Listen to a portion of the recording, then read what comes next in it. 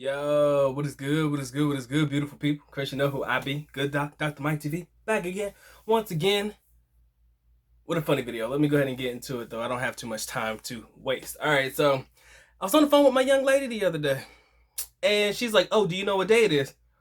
And at first, I started panicking. I was like, oh, shit, did I forget the monthsary? Did I forget something? Did I forget the anniversary? Did I forget something special, right? But she was like, no. She was like, today is the day that you probably would have been already back in the Philippines. Now, many of you guys know my trips back home are usually very, very short. They're short lived.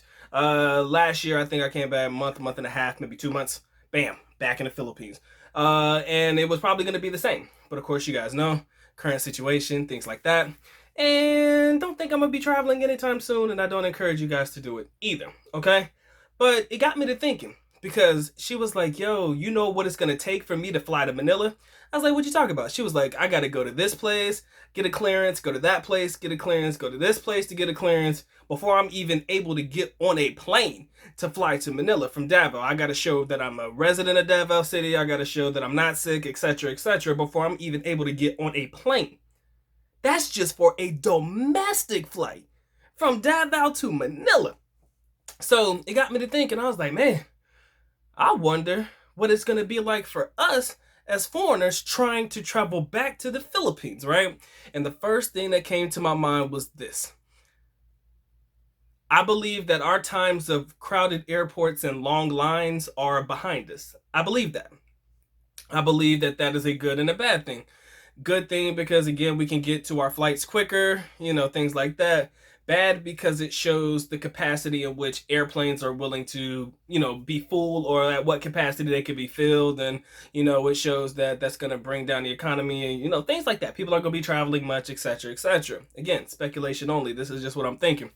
Then I fast forwarded to time in the Philippines. Now, this is where things get tricky because if my young lady told me that that is all of the things that you have to do just to take a domestic flight, imagine what they're going to do to us before they even allow us to enter the country.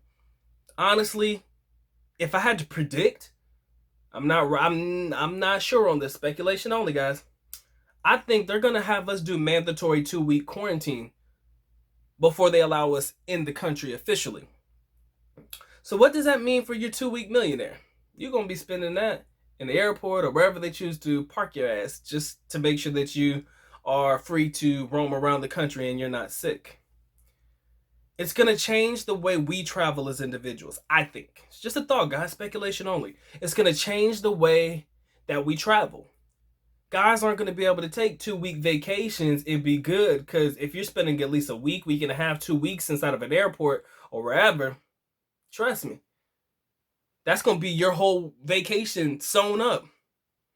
And if you're there for at least 2 weeks or you have a 3-week vacation, who wants to spend 2 of their 3 weeks cooped up in a place just to make sure they ain't got the cooties?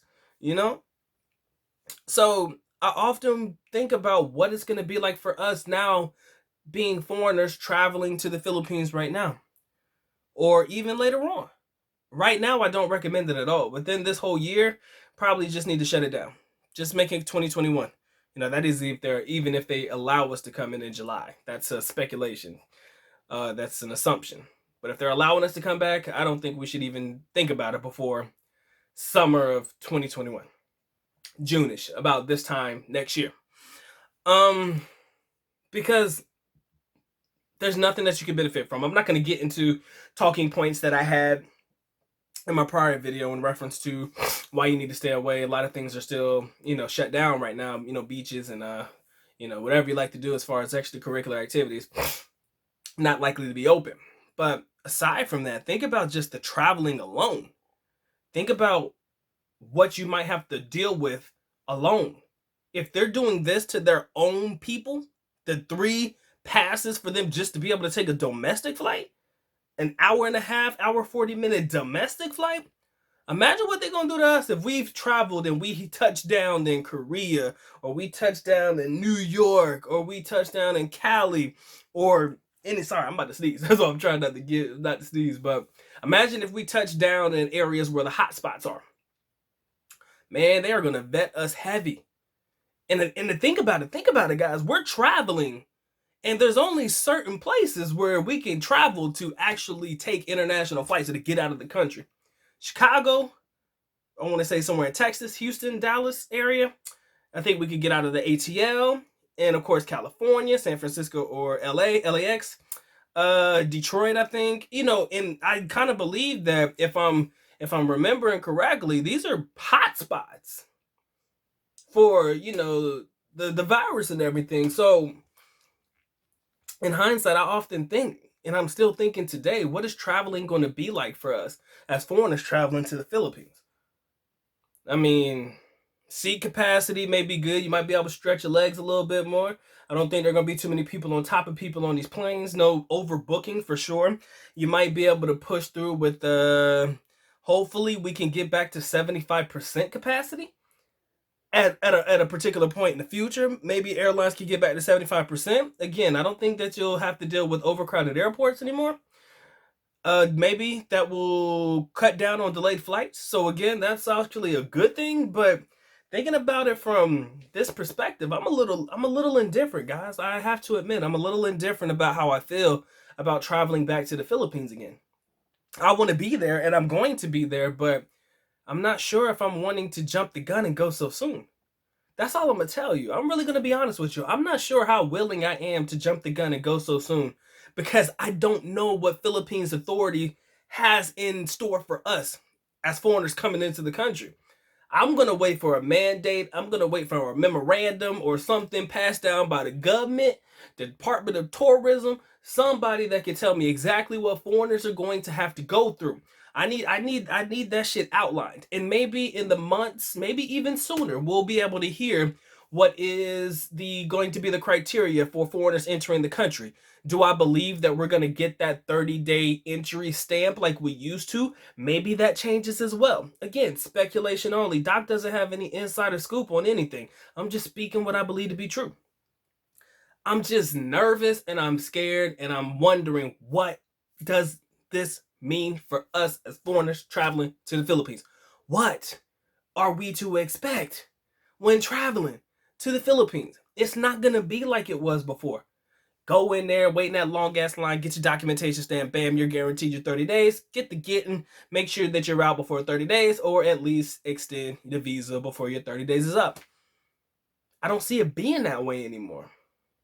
So are we going to have to pay more to come into the country? As in, if we need visa extensions, is it going to cost us more to extend our visas than it used to?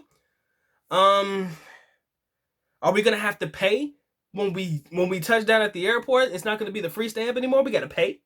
There are a lot of questions surrounding all of this. I understand that somebody probably has the inside scoop. I'm not here to give you the data, because that's not what I'm here for. I'm here to tell you what I think to be true, because data changes every day. And heaven forbid there's a spike in the country. Man, that brings us back to square one again. Can you imagine going back to square one? Fuck. That is brutal enough. Trust me. So, I don't know how you guys feel about it, but I just wanted to put that bug in your ear, man. I'm really just wanting to dialogue with you guys. And I'm definitely interested and curious to hear about your thoughts in the comment section below, because I think that this time around, things are going to be hella different. And what we are accustomed to going through in reference to the process ain't going to be the same no more, Playboy. It ain't going to be the same no more. I don't know what we can expect. All I know is this. Get your game face on, ladies and gentlemen. Make sure that if you're taking time off, you're giving yourself ample time to enjoy a vacation. I don't want you to spend your 2 weeks in an airport or 2 weeks in some quarantine section so that you could potentially enter the country. It's crazy. And I heard today, Philippine schools are not opening up again until a vaccine is ready, or until there's a cure or a vaccine for it. They're not opening schools right now. And this is about the time that their school year will be going back in, roughly around the month of June. So that tells a lot. That says a lot. Are they not going to let foreigners in until there's a vaccine?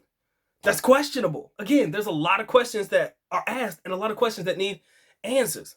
I don't have the answers. I have the speculation, and I like speculating. It's so much more fun than all the other bullshit. All right. So That's just Doc's mindset right now. I want to know what you guys are thinking, man. Let me know in the comment section below. Good, Doc. Officially out. At least na go. Paalam. Gotta go. Peace.